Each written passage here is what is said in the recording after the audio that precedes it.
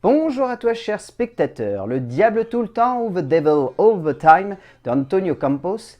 C'est un film qui avait l'air d'être très intriguant. Je dois avouer que lorsque la bande-annonce est sortie, déjà bon comme les trois quarts des films Netflix, on ne s'attend pas forcément à voir le projet débouler comme ça. En plus de ça, le casting était quand même assez imposant et avait une vraie gueule. Et du coup, le sujet avait l'air que plus attrayant. Donc j'avoue que j'attendais vraiment quand même cette production Netflix. Le résumé pour faire simple, Willard vient juste de revenir de la guerre sur le front Pacifique Sud et en retournant dans l'Ohio, ne sait absolument pas ce que la vie va lui réserver. Il trouvera une femme, Charlotte, avec laquelle il aura un fils, Arvin. C'est le début d'une histoire où le bien et le mal seront au centre. C'est un film qui prend aux tripes. Et tout son nom. Pourtant, il dure 2h20, hein, donc ça peut être quand même très conséquent. Enfin, vraiment très conséquent. Bon, on peut limite se perdre au milieu de tout ça. J'ai vraiment beaucoup aimé le film de Campos. Je trouve qu'il est quand même assez classique dans sa forme, mais il possède un sujet et une manière de le raconter qui réussit à nous embarquer de bout en bout et surtout qui réussit de tout son long à être passionnant.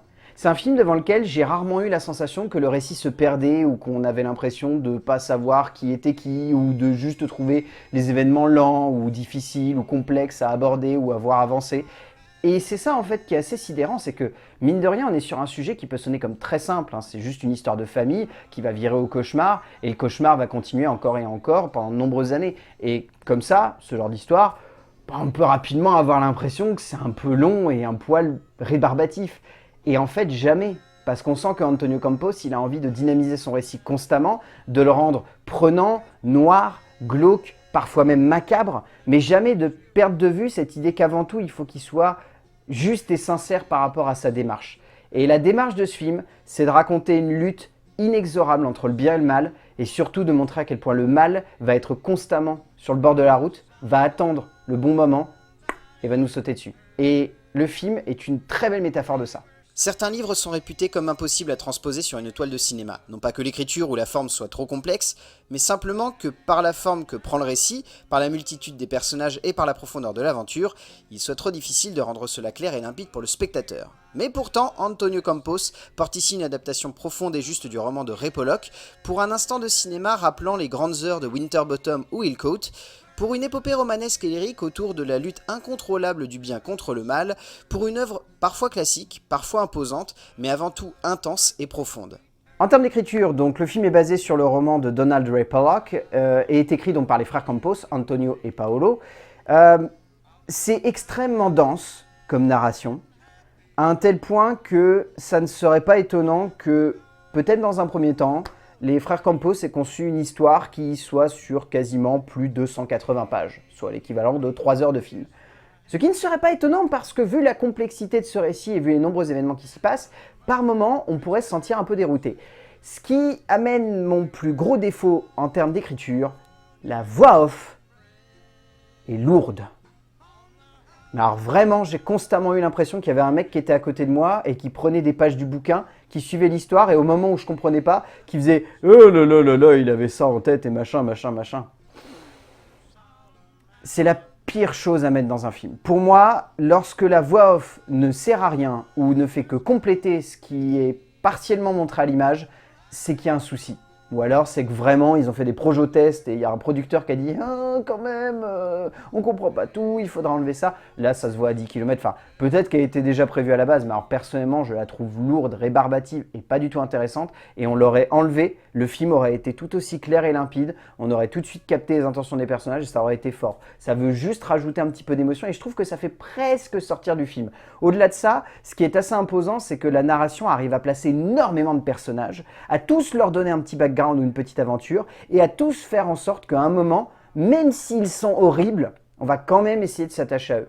Ce qui est une vraie prouesse d'écriture de la part des frères Campos, parce que ça, c'est un des points les plus complexes. Faire en sorte que tu aies toute une galerie de personnages, et faire en sorte que chacun ait son petit moment de lumière, mais c'est vraiment réussi, et là c'est un des gros points forts. Les frères Campos choisissent de tirer de l'œuvre du romancier américain avant tout une ambiance qui prend aux tripes et qui embarque le spectateur dans un récit passionnant et large, où l'on va tout de même réussir à brasser pas loin de 20 ans de l'histoire d'une famille et d'une petite ville d'Amérique. Coincé entre deux guerres, entre deux mentalités, entre deux conceptions de la lutte improbable contre le mal ou de la survie du mal au cœur d'une envie de faire le bien, ce récit sonne comme une terrible descente en enfer pour son héros, que les frères Campos placent simplement comme un archange au cœur d'un jugement dernier, où seul celui qui aurait les tripes de s'en sortir réussira à défier Dieu et son humanité dégénérescente. En termes de mise en scène, c'est intéressant sans être brillant. C'est ça mon plus gros souci, c'est que pour une prod Netflix, il y a une vraie intention de mise en scène de la part d'Antonio Campos. C'est clair et net. Mais j'ai un peu l'impression qu'il y a aussi un style qui est très édulcoré. Comme j'évoquais au début, ça me rappelle beaucoup le travail de Michael Winterbottom sur The Killer Inside Me et le travail de John Hillcoat sur Lawless ou Des Hommes sans loi. Parce qu'il y a vraiment cette même manière de peindre cette période, cette même manière de montrer les décors, de construire des personnages et surtout de les mettre en scène. La vraie prouesse que je trouve très intéressante sur ce film, c'est le travail du montage, où les raccords sont hyper imposants. Je prends juste un exemple, à un moment, il va y avoir un raccord sur un coup de feu, où on va avoir les mêmes proportions dans l'image entre un personnage puis un autre, juste un changement de couleur, et là-dessus, l'image est impressionnante. Et il y a plein de petites idées comme ça tout du long du film, où on sent que l'image est là également pour impacter le spectateur. On sent que dans la mise en scène, il y a constamment cette idée de vouloir comparer des personnages et de les opposer, bien ou mal. C'est au spectateur de faire la différence et de savoir de quel côté il doit se ranger. Et c'est cette idée et cette intention de mise en scène que je trouve la plus intéressante. Manque de peau, derrière on sent que le film il est mis en scène par un cinéaste qui a du mal à réellement détacher son style d'une certaine vague du cinéma américain, anglais ou australien.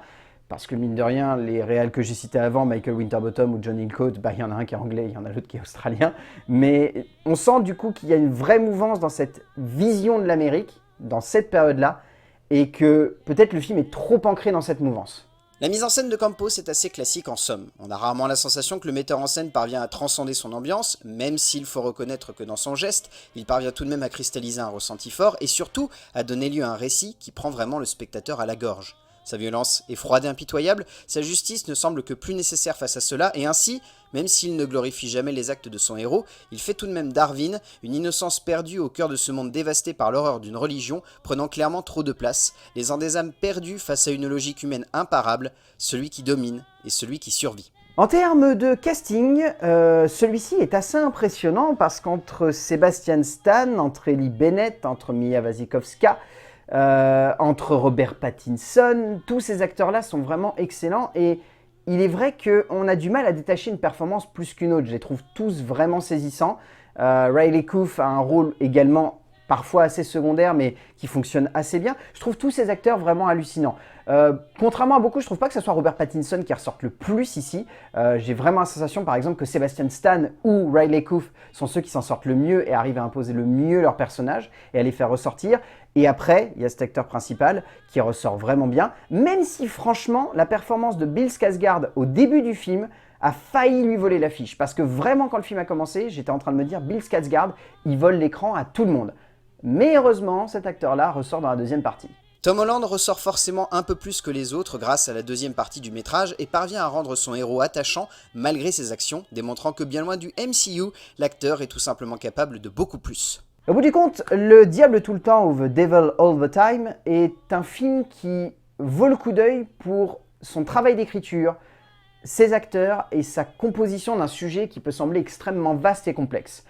Mais on a un metteur en scène qui arrive à aller jusqu'au bout de ça, mais qui pour autant le fait au détriment d'une mise en scène qui aurait pu avoir plus d'impact. La mise en scène tient le coup par le biais d'une certaine imagerie et d'une certaine ambiance, mais on sent qu'il aurait pu y avoir un travail plus poussé autour de ça, et surtout une écriture sans voix off. Parce que je m'obstine, la voix off c'est vraiment le pire ennemi du spectateur pour l'aider à rentrer dans une histoire parce que ça le fait constamment ressortir. Et alors là, c'est vraiment le cas.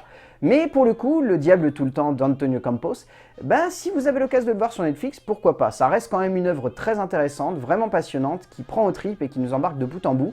Donc ouais, je vous le conseille si vous avez l'occasion de le voir. A plus!